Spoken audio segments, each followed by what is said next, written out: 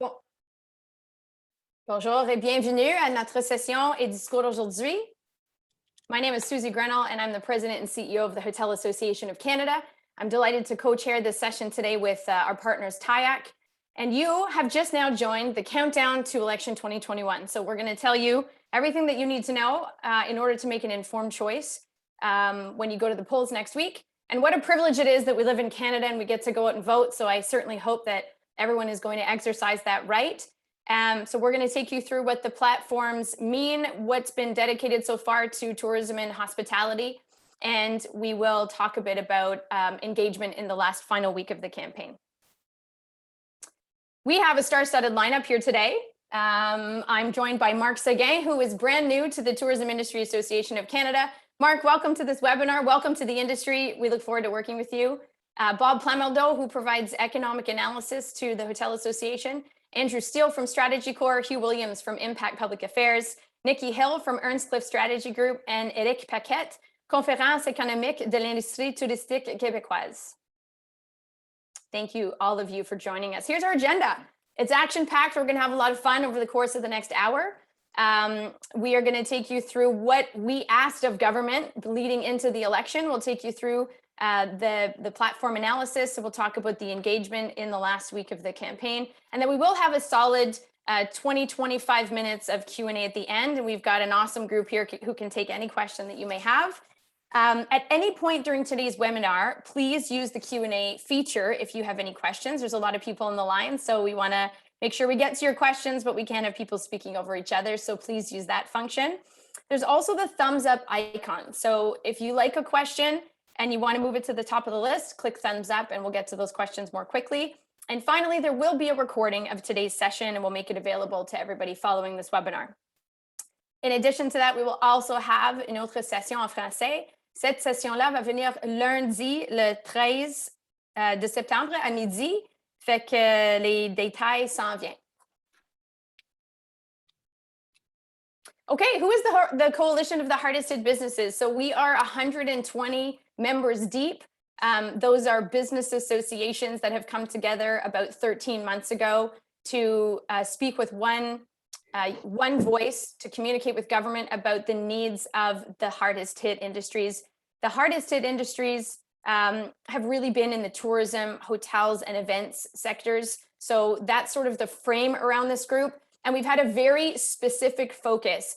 We're not talking about opening borders. We're not talking about, tourism marketing dollars. This group has been uniquely focused on getting as much support from the government as possible to survive. So really sort of a survival lens on this program. We've been actively engaged in the CEWS and the CERS programs, so the wage subsidy and the fixed cost programs. And we are still focused on making sure that we have enough support leading past the election and into next year.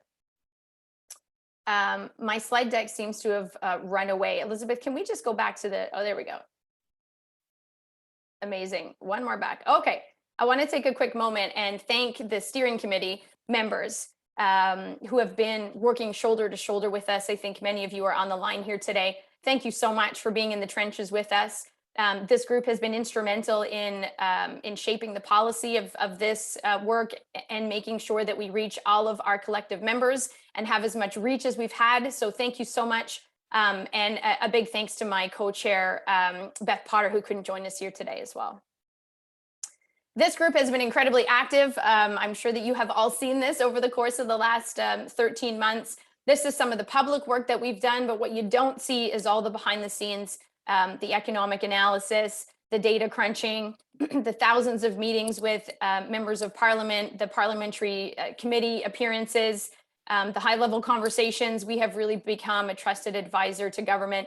And what we've done effectively is we brought this group together with one single ask to government. So making their job easier in the middle of a crisis has allowed us to be effective, and it has allowed us to speak with a really strong voice. So thanks to all of you who have been a part of that. I'm going to hand it over to my co-chair, Marc, who wants to make a couple of comments before we carry on. Marc, go ahead. Yes, thank you, Susie, for the kind introduction and a warm welcome, and welcome to everybody participating on the webinar. Listen, I would just say I'm really happy to be with you today and delighted for the opportunity to play a role on the TIAC team and in support of the coalition's work in helping the hardest hit businesses in Canada to rebuild to where they were pre-pandemic. As Susie noted, Beth Potter, who's the TIAC's president and CEO, and co-chair of the coalition, along with Susie, would have liked to be with us today, but she has important TIAC board meetings in beautiful, sunny Banff, Alberta today. So she sends her regrets. And I would note that the TIAC's board meeting taking place in Banff is the first in-person meeting to take place in over the last 18 months. I have to say, it's just as an observation that over my some 30 years of experience in public policy, government relations, and advocacy, I've never seen a coalition of this size and breadth that is the Hardest Hit Business Coalition. Very impressive. To say that this group is a powerful and influential group would be a vast understatement, I think. I give my kudos to the entire coalition. As Susie pointed out, it's north of 120 members of the coalition.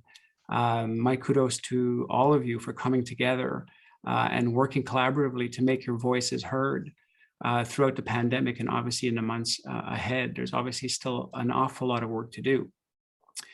Also, as Susie mentioned, pour les participants francophones parmi nous qui aimeraient ou préféreraient participer au webinaire en français, nous avons organisé un webinaire qui va prendre place lundi à midi, heure locale de Montréal. Et je crois que les invitations pour ce webinaire-là vont être envoyées ce matin. So voilà. So we have a lot to cover today and very limited time. So with that, Susie, I pass the floor back to you. Thank you, Mark. Welcome once again. So let's get to our ask. We have been working since the federal budget was launched, or I guess released several months back, and we knew that the support programs are going to be ending, and we knew that they were going to be ending prematurely for this sector. We embarked on a campaign to reverse that decision and to get some tailored support for this particular sector until we're able to stand back on our feet, which is spring of next year. So we've had a very specific ask, and I'd like to hand it over to Bob Plamondon to take us through that at this point. Thanks, Bob. Susie. You know, the first slide we show here illustrates the problem that 6 in 10 in the Hardest Hit Coalition through our surveys have said that they would be unable to stay in business without wage and fixed cost support. That was a bit of a challenge for us to cover this ground with the policymakers, because they could see the economy growing, vaccination success. They had a desire to wind down the broadly based support programs, and they've been unwilling up until now to do anything that is sector specific. So what we needed to persuade them is through economic modeling, as you can see on the next slide, using the hotel sector as an example. We've got 3 lines here showing 2019, which would be a normal year, the top line, and 2020, first year of COVID, which, you know, dramatic reductions in revenue, in 2021. And, you know, what you see in the headlines is 2021 is trending, you know, somewhat above the previous year, but we're still at revenue levels, at least in the median. This isn't for the hardest hit of the hardest hit, but this is kind of the median in this hotel sector, where revenues are down at least 50%. And this is clearly not sustainable economically. So what our ask has been to provide qualified and limited financial support for the hardest hit. You can just move to the next slide, Susie, which is what our ask is. And so what we've done is to say to the policymakers, make the support qualified to the sectors that are hardest hit. So we've identified for them the tourism, hotel, and event sector. And hardest hit meaning those businesses that have suffered a revenue loss of at least 40% in any 12-month period after COVID has arrived. So if you're able to hang on to 60% of your revenue and you're starting to come back, survival may not be the question. Now, there are some businesses that may have you know, revenue losses that are less than 40% that are still struggling. But we had to put forward to the government, an ask that really focused on the hardest hit of the hardest hit. And that was case has been made to government officials and all political parties based on the economic modeling, realizing that you've drawn down your cash reserve, you've maximized your debt, you've used the government support programs, but we had to convince them that the problem really is September until next May, because this industry, the hardest hit businesses, because of the gatherings of conventions and of meetings and events that are not taking place, we know with certainty that recovery is not going to take place until next spring. And so, we have met with government officials, and I think they have been persuaded that the economic case is there, that support is needed.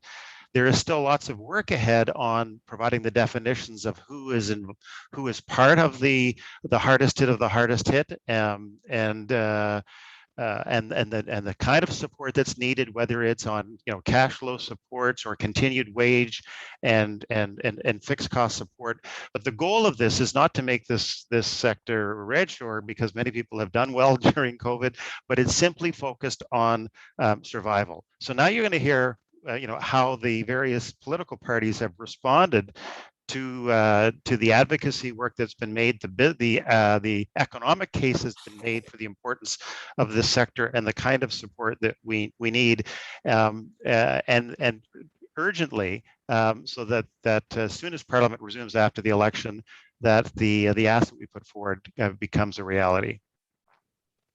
Awesome. Thank you so much, Bob. Okay, I'm going to hand it first over to Andrew Steele, who's going to take us through the Liberal platform. Go ahead, Andrew. Thanks, Susie. I've been working with the Hardest Hit Coalition for almost more than a year now, and have seen the power that the coalition has when its members call in, say something isn't working, we need this, it's critical for our survival. Whether it was saying BCAP didn't work, and so we got HASCAP, whether it's saying we need an extension for the wage subsidy program a year ago. So we've gone in, we've talked to the government, the Liberal government, about the problems you're having and the need for survival funding over the next 8 to 10 months. And on the first day of the campaign, Trudeau announced essentially the program exactly as Bob just laid it out.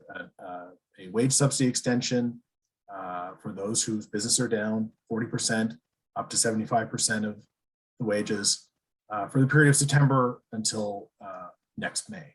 And so if you're reaching out to a Liberal MP, which we strongly encourage you to do, Liberal candidate, really just two messages. Thank you. Great. We like this policy, and urgency. We need this. We need it now. Things are going to get harder. We've had a brief respite through August, but things are going to be very difficult for the next 8 to 10 months. And we need that support until May, and we need it in place as soon as possible. So in summary, with the Liberal campaign, it seems like we've gotten what we asked for in their platform, but we need to say thank you, and we need to push for urgency and to get that legislation through as soon as possible. Thank you. Awesome. Thanks, Andrew. I think it's worth noting that announcement came on day one of the campaign. It was a significant signal to this sector and certainly to this group that they heard us. So we're certainly very pleased to see that result. Hugh, why don't you jump in on the Conservative platform? Yeah, in a similar vein to Andrew's take on this, now is the time for urgent action. But before I turn to that, I just want to say a couple of notes of thank you as really the veteran on this, the Hardest Hit Coalition. I want to thank you, Susie, for your leadership on this. Nothing happens without you driving this forward. I think Beth has been an incredible partner to jump on a bucking bronco to get this over the goal line. And why I mention this, and I also a shout out to your team, Elizabeth, Alana, Madison from TIAC. The sacrifices that these leaders have made to drive this along has been really significant. Late meetings, weekend meetings, missing kids and family. And now is the time for you to, in the last 10 days, to put your effort in. If you haven't done something, jump in on it now, and make sure it happens. This has been an incredible partisan effort, but we have to get it over the goal line so that things are secure for the incoming government. And there's a saying in politics, that all politics is local. That's never more true than during a campaign.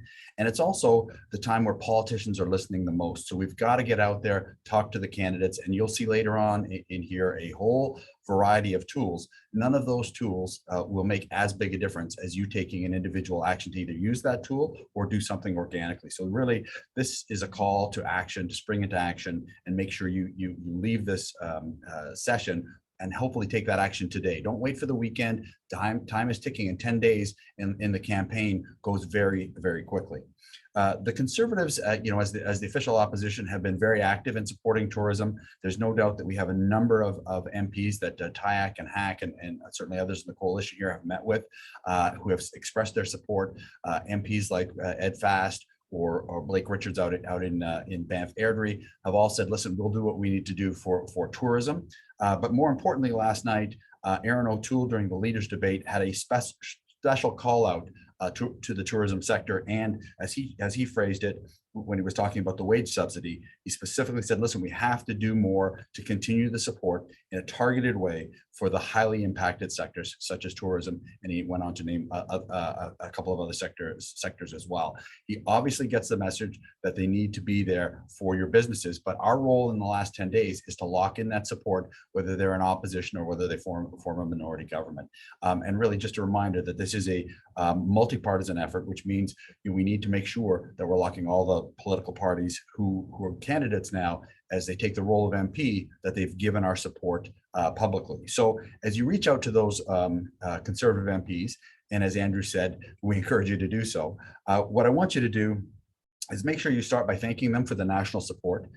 Thank them for the commitment to work at the most highly impacted sectors, such as yours, and then lock them in for their leaders' commitment and lock them in for their local commitment to be a champion of your sector when they get elected. That's the most important thing. And we're leaving it to each individual on this webinar to figure out, okay, where they're going to put their efforts based on individual ridings. But I would highlight in the Conservative case, it's certainly important to hit the incumbent Conservative MPs because those are generally safer seats. And if you live in what's known as a swing riding that you've noticed go one way or the others, certainly make sure you're talking to those candidates while they're open for office. And again, the most important thing in the last 10 days is lock in that support, take an action, do it today. Don't wait because it's so important, because the politicians are listening in the last day in a very, very tight race, which will come down to the wire. So thank you.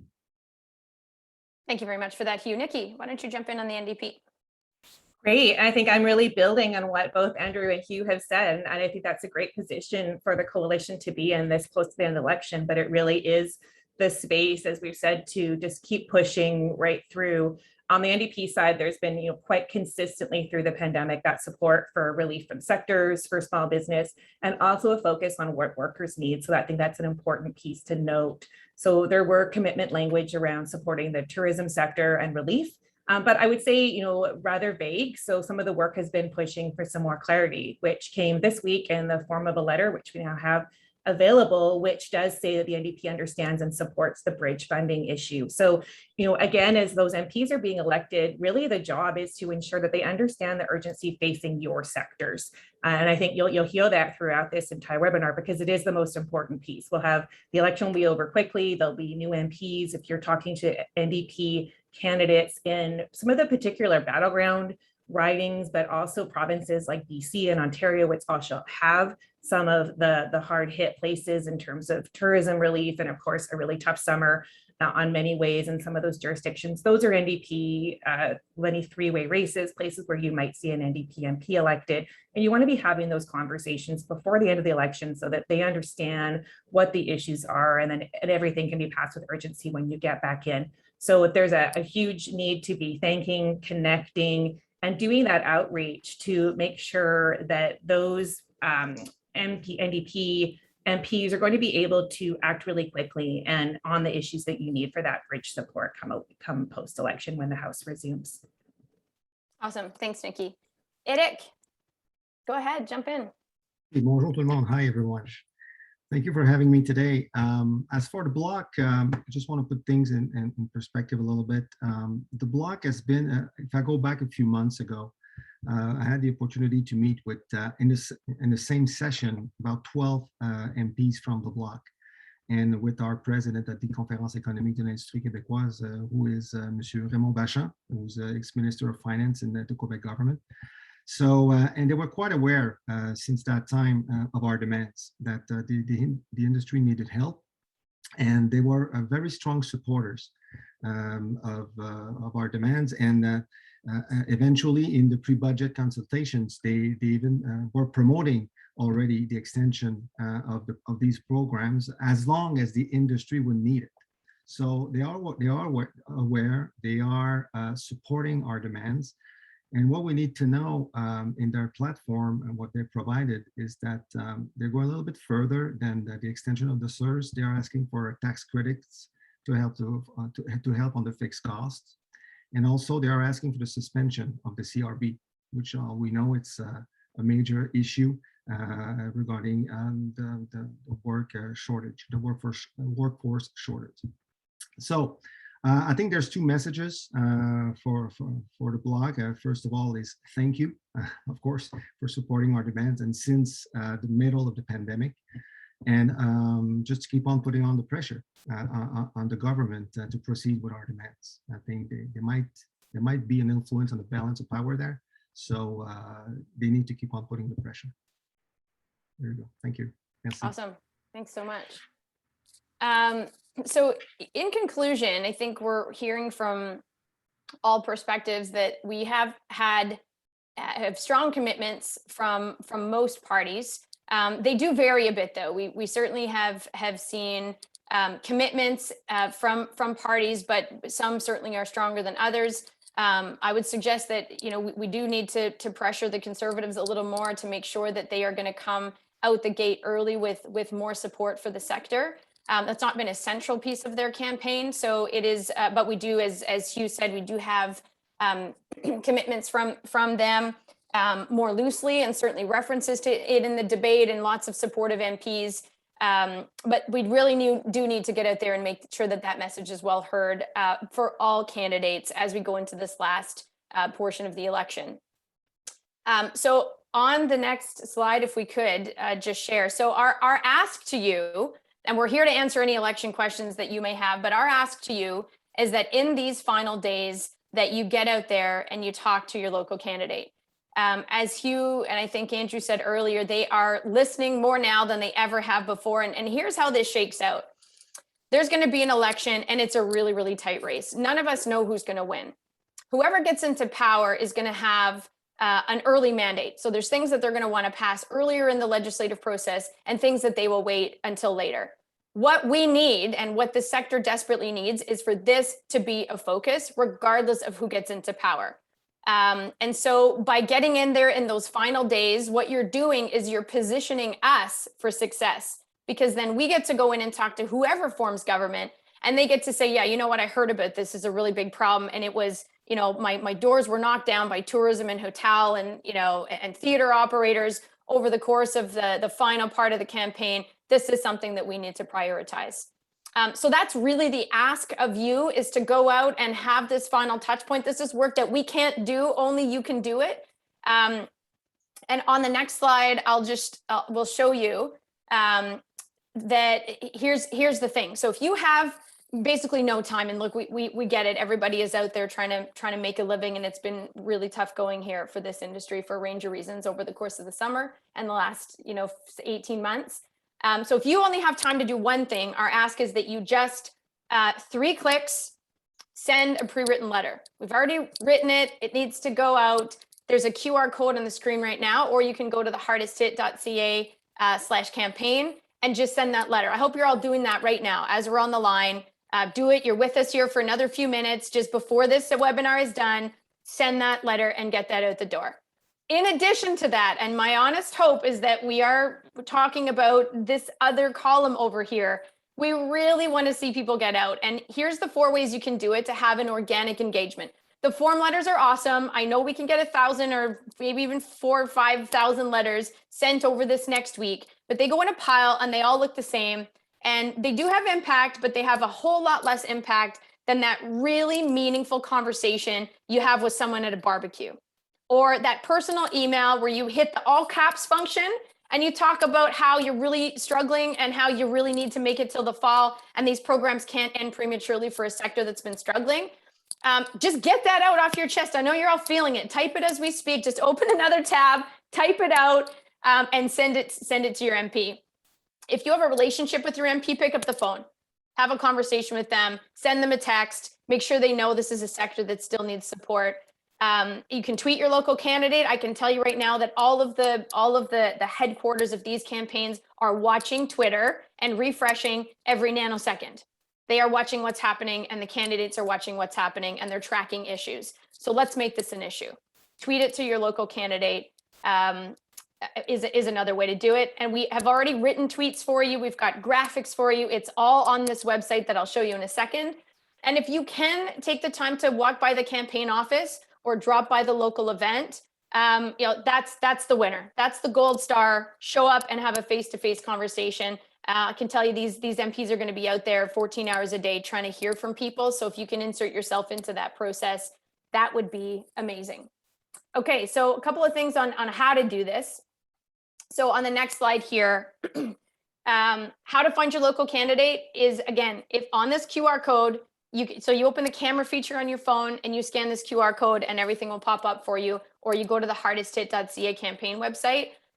There's a how to find your local candidate. You just pop in your postal code and it'll pop up so you know who you're dealing with. Download and share key messages. Honestly, you guys don't need key messages. You don't need to be scripted on this. Like, you know your business better than anybody else. The only thing you need to do is get out there and say, we need support from September to May still. We're going to have a tough winter ahead. Don't forget about us. It's important. If you just say those three things, that's all you need to say. And the last thing is to track your meetings. We are trying to track meetings so that we have a sense of the kind of impact we're having in which regions, so that we know where we need to apply pressure at which moments. So if you can log your meetings or your communications, that would be awesome as well. So the last slide here is success, and then we're going to turn this over to Q&A.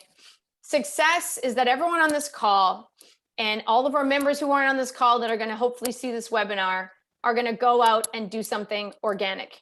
That's what we're asking you to do in this final week of the campaign, to position us to accelerate whatever solution we need to build with whichever government, based on whichever commitment they've given, that we can do that early in the mandate and we can get to some solutions to the sector as soon as possible. I'm going to ask some final comments of the speakers if they want to jump in at this point before we go to Q&A. And then I'll tee up our moderators here to get ready for Q&A in a moment's time. Andrew, Hugh, Bob, Nikki, any final, or Eric, any final comments that you want to offer before we jump in? Happy to jump to Q&A. I think there's some great questions in the queue. Okay. Yeah, definitely. Agreed. Perfect. Let's do it. So we have an all-star lineup of moderators as well. We've got Madison Sims, Elizabeth Smith, and Elena Baker, who are going to be moderating the session for us. So get your questions in there. We're here. We're going to hang out with you for the next half an hour, and we're going to answer all your questions. So go ahead, fire away. Sure. Thanks, Susie. Hugh, I'm going to throw the first question over to you. Is the Conservative promise as clear as the Liberal promise?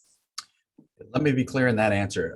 It's not. I think it's really important to emphasize what Andrew was saying, is that the Liberals on the very first day of the campaign launched a 100% endorsement of the position that we've taken as a coalition on the Q support, and that can't be underestimated. And I almost feel bad for the Liberal team, because on that day there was so much news breaking with respect to Afghanistan that it got a little bit lost, and because it was so early in the campaign.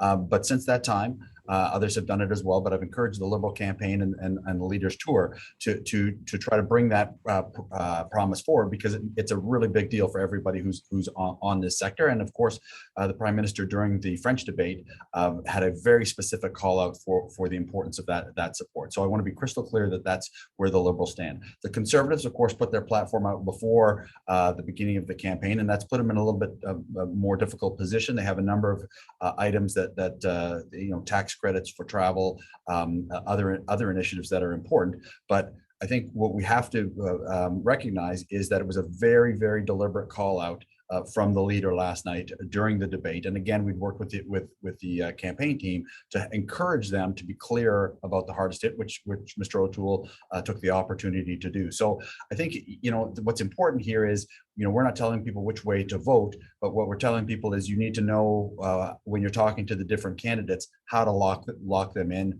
and how to show them the specific pathway.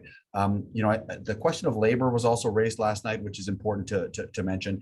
Any member of parliament who's spending any time main streeting and talking to the tourism sector and other sectors certainly is aware of the labor shortage. So there will be a fair amount of discussion at the doors that you'll be part of, and you'll be hearing from candidates about, okay, how do we manage the labor shortage with some of the benefits that we have in there? And the parties all disagree on that to some extent. And Mr. Singh was very clear about not wanting to pull those, where I think Mr. O'Toole really focused on we need to have a targeted approach to keep those businesses alive. So it'll be a healthy debate when you go talk to the candidates. Susie, if I can add something to that, I think Yep. what's impressive about the Conservative platform is the level of investment. If you looked at their costing, they actually put quite a it's $1.5 billion into the travel incentive program. So the money is there. The challenge is it doesn't respond to the immediate need that the industry has to get through from September to May, because we're not going to have the major events. We're not going to have the leisure travel. It's a cash flow crunch. So to the extent you can, to say, thank you for the investment.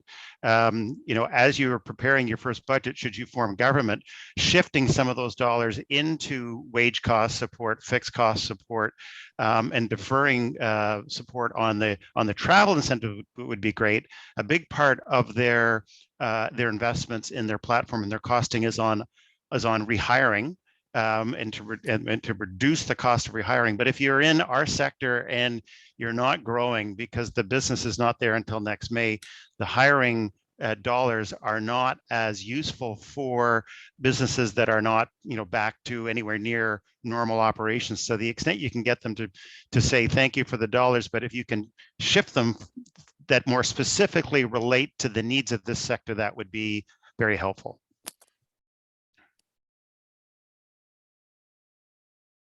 Susie, I'll put the next question to you first. Did the ask include support for businesses to pay their independent contractors and gig workers? This is a big concern in the events and cultural industries, and CEWS unfortunately doesn't apply to workers that are not on payroll. Do you want me to handle that, Susie? Yeah, go ahead, Bob. So what we've been focused on in this ask of being very strategic, very targeted, is the survival of the industry, because when these businesses are running out of cash, they run out of ability to borrow, effectively the tourism infrastructure implodes and there are no jobs. For the gig workers, there are other programs such as EI. There's the CERB, which is still part of the equation, but our focus has very much been on the survival of these businesses so that they are in place to help the industry recover and return to the 2 million jobs that are really in this sector. So the focus has been on the survival of the businesses so that they could bring the workers back and hold on to as many as they possibly can. Okay, the next question is, there's been no mention of the retail travel trade, for example, travel agencies, tour companies, independent travel consultants. No one seems to clearly say whether or not the sector is included in the tourism industry. Does the government and various political parties see the retail travel industry as part of the vague term tourism sector? Again, Susie, you want me to grab that one? You can take a first cut at that, Bob. Thank God we have an economist on the I phone. have an answer too, but you go ahead. Well, you were in the same meeting we had with finance. Why don't you get the high level? You go, jump in. So this is really, when we met with the officials at the Department of Finance, they said, all right, your economics are clear. You're different from everyone else. We've resisted doing anything sector specific, but clearly we need to make a pivot. They accepted the model that was there.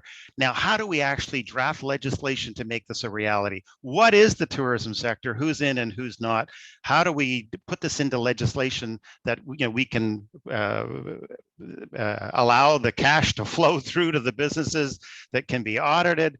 And so they want to work in partnership with us, with TIAC, with HAC, with all of the consortium partners, so that they can have the proper definitions. So, you know, that's really something that we would do with them. And I would say, yes, that the, you know, the travel agents and those people that are dealing face to face with travelers, potential travelers, would be included in the tourism universe. Now, what we have to show is put definitions around that, whether you're, you know, you're licensed provincially, federally, municipally, or, you know, if you are a supplier that's captive to the tourism industry or in a tourism zone, you know, we have to help them with the language because they don't know our business, they don't understand it, but they're certainly more than willing and actually are asking for us to help them solve this issue.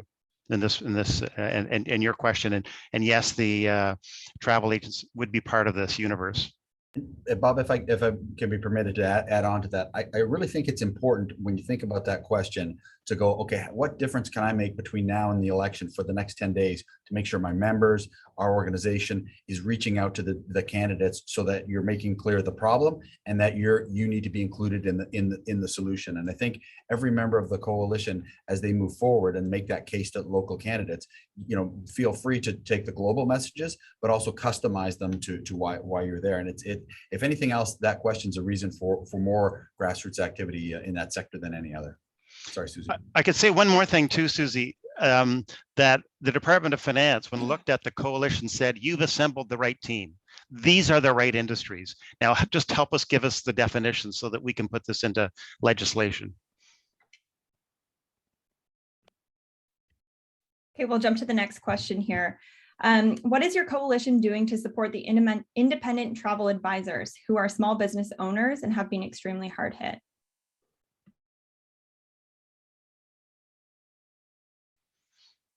So I think that's again a question of definition about it, you know, being included in the hardest hit sector. We described it as travel, tourism, hotel, and events. So getting, you know, members you know, who fit that particular definition into the legislation is what we're attempting to do. Yeah, and I would just bring, you know, it's an excellent question and, you know, relates to the previous question as well, but I would bring us right back to when the CEWS program was brought in, the government made a decision to try to have it be as narrow as possible. And then they recognized as they started to narrow it that there was a inherent problem with being able to define this. CRA has a real big problem, as does finance, with going who fits where. But that's part of what this advocacy is about, to make sure that everybody who's in the coalition has their voice to be included, and that we've given them the broad definition, and we're working with them behind the scenes to get that right. I think it's important that we've had these really key buy-in from finance officials on the math behind it. But the next 10 days is about making sure the politicians understand that they need to buy into that definition as well. Great, thanks. The next question is, what about debt forgiveness for companies that have taken assistance? These loans are starting to come due. How do we mitigate the cash flow impacts?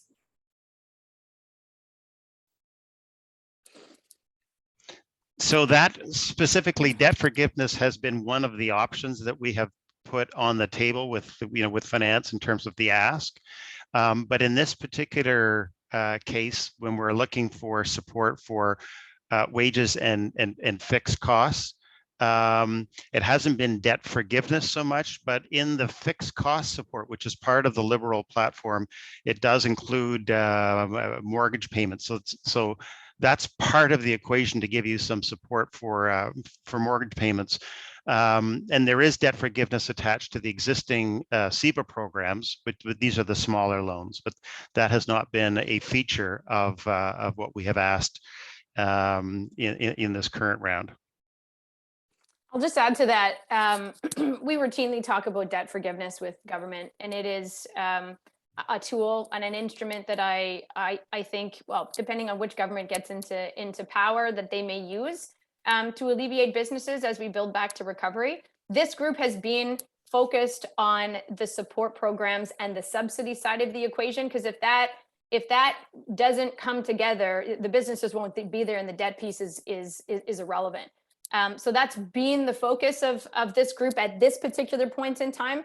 But as we build out, and we all have different, like there's a bunch of different advocacy organizations that are on here, you know, from a hotel perspective, we know that debt forgiveness is going to be really important. So we're going to be including that in our recommendations moving forward. It may or may not be part of this coalition work, but it certainly will be part of what we put forward for our industry, and other industries may feel the same. And it may be that it is something we put on the table for this group to look at post-election, once we're dealing with a new government. And if we do an inventory and, you know, based on who we're dealing with and what they've committed, that we think the debt piece is actually the best way for us to proceed to get some support, because, you know, this other thing isn't possible and we think this is possible. That's all part of the analysis work that we're going to be doing. That's why we have a steering committee for this group, which represents a range of the players, a good representation of who's on this coalition. We discuss those very things, and we'll be talking over the next number of weeks and months around which aspects we think are going to be most important to push forward. But rest assured that debt forgiveness is on. It's on the table. It's on our radar, and it is certainly something that if we see an opening to pursue, we'll be pursuing that next. But, you know, obviously getting the CEWS and the CERS extended from you know, September to May is the biggest return on investment and the best use of our time at this point in time. But we used the debt issue as an argument for the reason why we needed certainty around these support programs and why they needed to be there from September till next May, because we've told them that the industry is dealing with some very anxious lenders and creditors. And if they could at least be satisfied between September and next May that there would be stability, that the financial condition of these businesses would not deteriorate, in fact, would, you know, at least stabilize, if not improve, then it takes some of the pressure off on the debt side, at least, you know, to get us to next May, and then we can look at the debt forgiveness question more directly then. Great, we'll move on to the next question.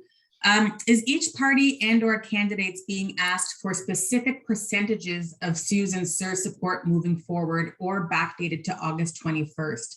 The Liberal support of 75% CEWS and 90% CERS was terrific, but they pulled the rug from under our feet, greatly lowering those percentages, even though we are still operating under severe COVID cap restrictions, if operating at all. Can we pressure the parties and candidates for exact percentages of financial support for the hardest hit? Maybe I'll speak to this, Lily. Oh, you go ahead, Bob. I was just going to say the economic model that we presented to them to show the cash flow of typical businesses was based on what would happen if you had subsidies at let's call it the normal rate, the usual rate, that at 75% on wages and 65% on fixed costs, and what happens if those programs expire. So our ask implicitly included, you know, the subsidies at the higher rates. I'll just jump in on that. We obviously asked every party to commit to this, and we asked them to commit to this, and we made it backdated to September 1st. We know that there was some erosion before that, but we also know that we did see some bounce back over that summer period. So the reasonable time frame for us to ask for it to be backdated was September. That's what we did see in the Liberal platform, September to May. And you know, based on what's come out of that platform, it is back up to the 75%. So we're pleased with that result. None of the other parties have been that specific. So obviously, depending on who gets elected and whether we're dealing with a conservative government or a NDP, like who knows how this is going to shake out. We'll be working with them and we'll be pushing for this to go back up to a 75% subsidy rate in the off season for the duration of the winter until the spring of 2022. And that's exactly the issue we should be raising with MPs or candidates, right? Like that is exactly the thing you need to go and tell your Liberal or Conservative or NDP or Bloc candidate. If you can get in front of them, get a letter, email them, call the campaign office, see them at events, go and see their campaign office, anything you can do. Yeah. To get that message out. That's exactly what they need to hear over the next 10 days. Take that question and bring it to the local barbecue.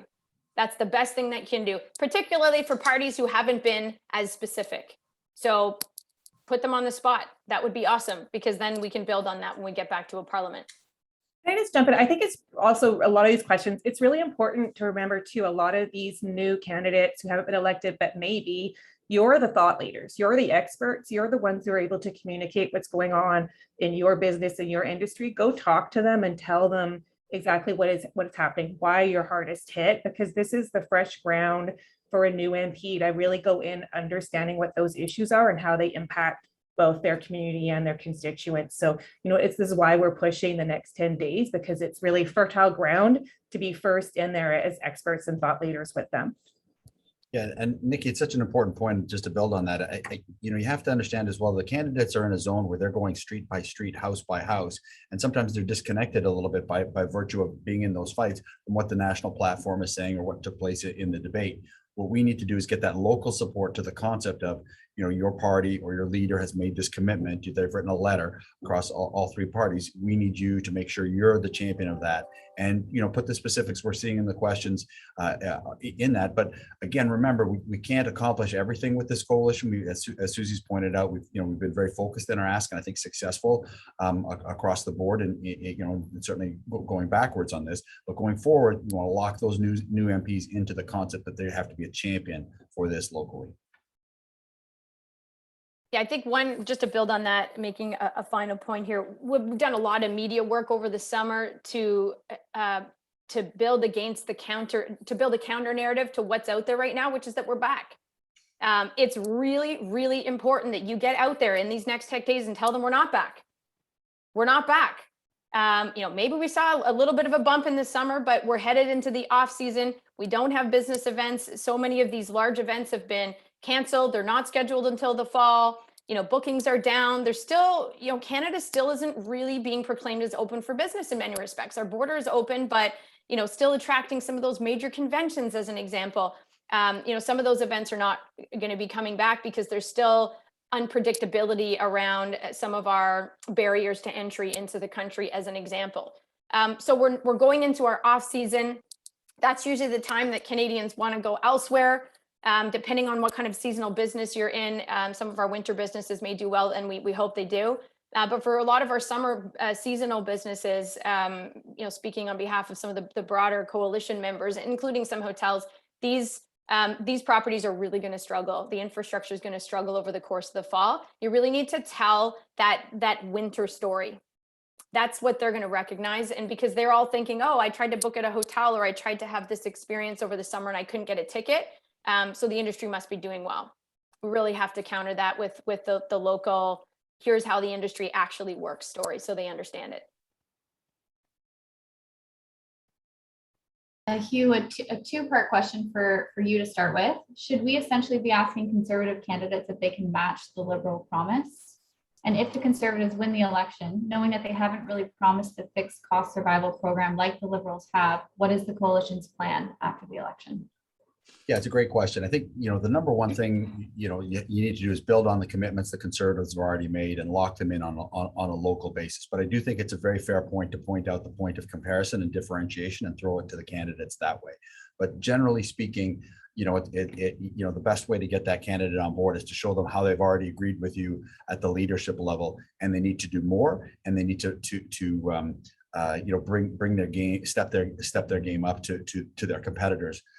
It's a fair comparison to make. In terms of the transition to whichever government we get, there's a lot of work already in the pipeline.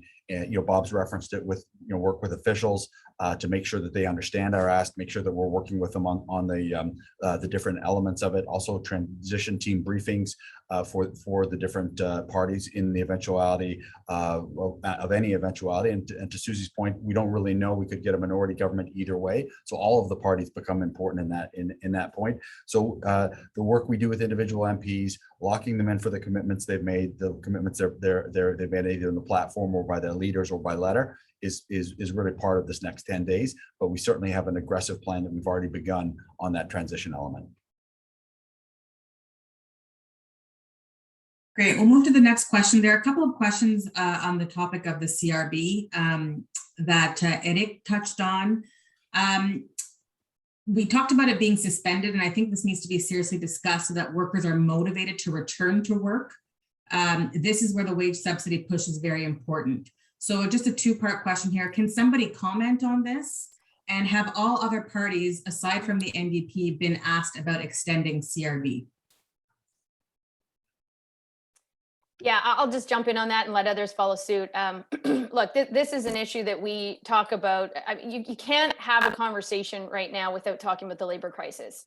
It's real, it's palatable, it is very difficult to attract workers. Certainly our industry has lost a lot of workers already to healthcare. We're trying to attract those workers back. And this is a contributing factor. People are more motivated to stay home versus come back to work. So the government, all governments, all of these candidates are keenly aware of this problem because it's not unique to our sector. They know they need to do something about it.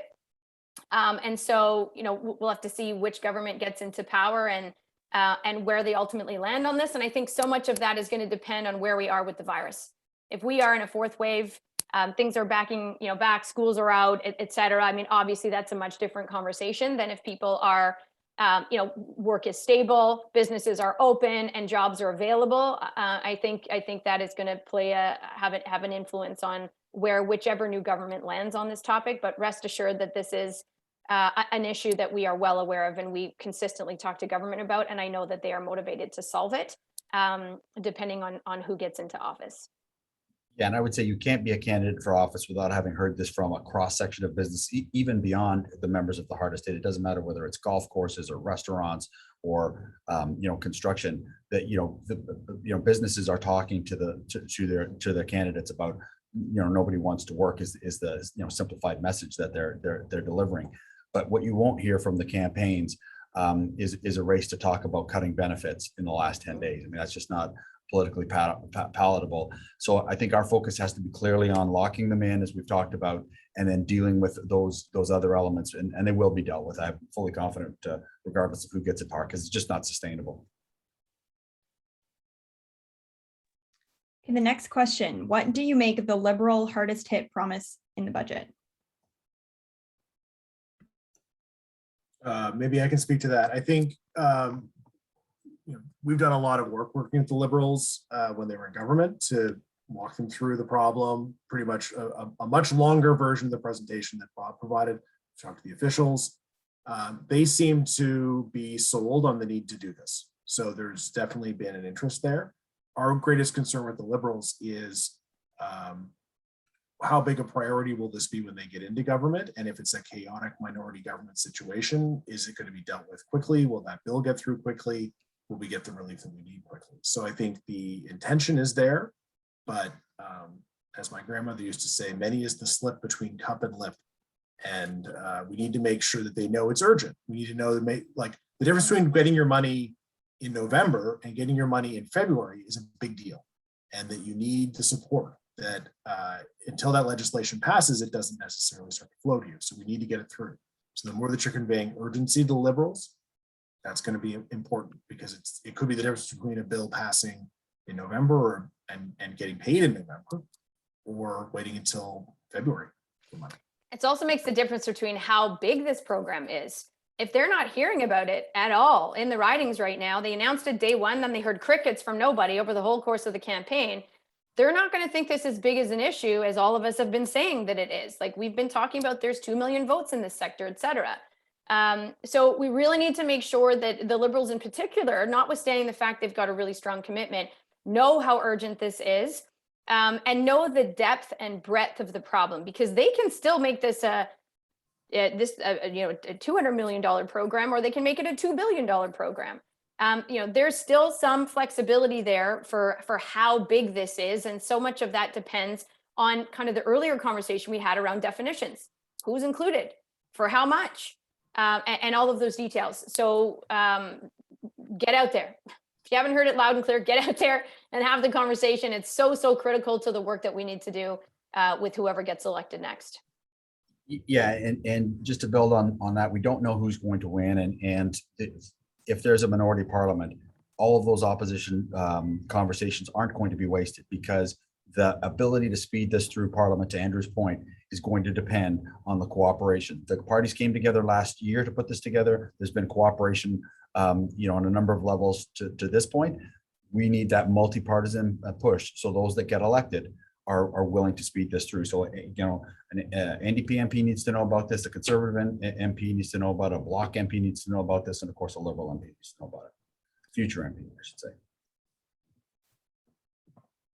I think we've got two more questions here. The first one is the tourism industry needs to attract and retain highly skilled employees. A more collaborative approach to tourism management is needed. How can we create a national certification for hospitality and tourism that includes industry and government partnership to create leadership and define and identify our global sector moving forward? Yeah, I'll take that one. Oh, go ahead, Hugh. Yeah, I was just going to say, Mark may want to weigh in with respect to TIAC. I think this is, it's an important question, but again, probably one that maybe belongs in TIAC's viewpoint and maybe, part of future work, but not for the next 10 days. But we'll take note of the question and go from there. I'll just jump in on that. This is a critical issue. It will be our top advocacy focus the moment we are sure that we are going to have businesses standing on the other side of this. And that's the conversation we're having today, making sure that those support programs are in place and we're going to have infrastructure to support the industry. Labor is critical. It's the number one topic that we talk to members about. And I agree with you. It will require a multi-pronged approach. And I can assure you that our association, I know TIAC, this is one of their top priorities as well. And the steering committee members, we've already talked about this as well. We've talked about whether this group needs to adopt a labor focus moving forward. We'll see how that all shakes out, but rest assured, this is going to be the number one issue that we focus on and get government support to. And if I had it my way, we would have a dedicated immigration stream for this sector, and we'd have it by the spring. We are going to be working to diagnose the challenge that we have before us and come up with some smart policy solutions so that we can start to chip away at this as urgently as possible, because it is a crisis. So we have, I know we're just keeping an eye on the time here, a general election question. Is there a best place to look for stats or polling on who is projected to win in each riding? Andrew, you answered it in the chat, so I think it's worth mentioning your answer. And I would just add to what I know Andrew's going to give us a great answer, but the writ.ca is a pretty good spot for things, but as is the one Andrew's going to mention here. Yeah, there's a website called 338canada.com, which breaks down kind of by district, by each riding, who they think could win. The writ also provides a similar breakdown. Both of those are helpful. It doesn't mean that's the person who will win, but you can usually get an indication of who should.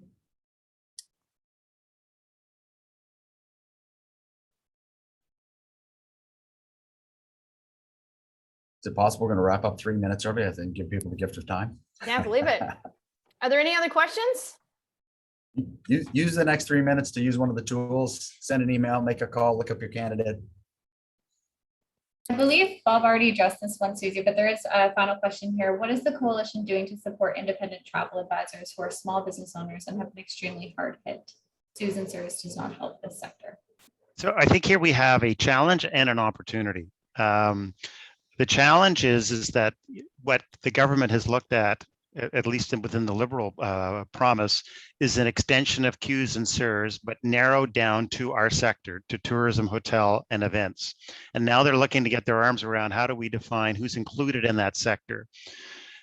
So in the course of that advocacy work, and we're talking about the sector, we'll have an opportunity to say, here are important pillars of the sector that didn't otherwise qualify under Qs and CSRS because of their independent status. Here's an opportunity to include them. I'm saying it's an opportunity to make that case and to advocate. But it's, I don't want to suggest that it would be necessarily easy for the government to implement, because to move quickly, with big dollars, they want to narrow these programs. So I think the advocacy work would be made on that, and the prospects of success are hard to define at this point. But we can certainly make the case, and it's a valid case. And so should you. So should you. Get organized, make the case, and this is the moment for us to we have an opportunity to define who's included here and who's not. So certainly a willingness on our part to work with everybody, as we have been over the course of this pandemic. So let me just wrap up by saying thank you. Thanks to our expert panelists. You guys have been awesome. It's been a fun hour. Thanks for all of the great questions. Really appreciate your engagement. Thanks to my team.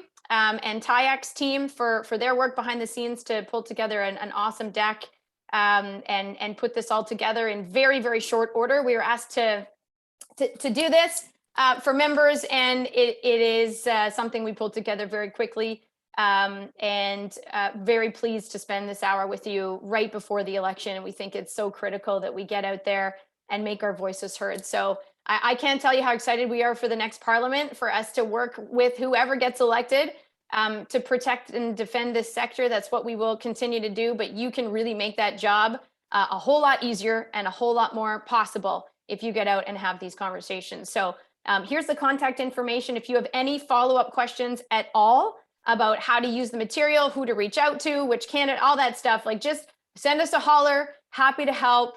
Thanks for spending the hour with us, and have a great day.